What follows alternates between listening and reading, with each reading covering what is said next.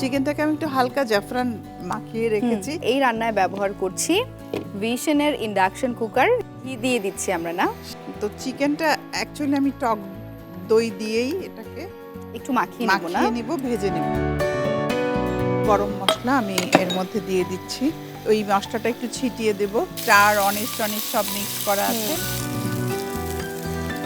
পুরো ঘিটাই ঢেলে দিলাম। কাঁচা পেঁয়াজ, গরম মশলা, কিশমিশ, টমেটো পাল্প, একটু মরিচ দিচ্ছি, জিরার গুঁড়া, ধনের গুঁড়া, গরম মশলা পাউডার, আদা রসুন পেস্ট, সল্ট অ্যাড করে দিব, রাইস দিয়ে দিচ্ছি, পেঁয়াজ বেরেস্তা অ্যাড করে দিব, সাথে আপেলের স্লাইস, আস্ত আপেলের স্লাইস। আচ্ছা, এটা এইভাবে এই যে। বেরেস্তা, টমেটোটা অ্যাড করব, নাট Roasted। তৈরি হয়ে গেল অ্যারাবিয়ান খাবসা।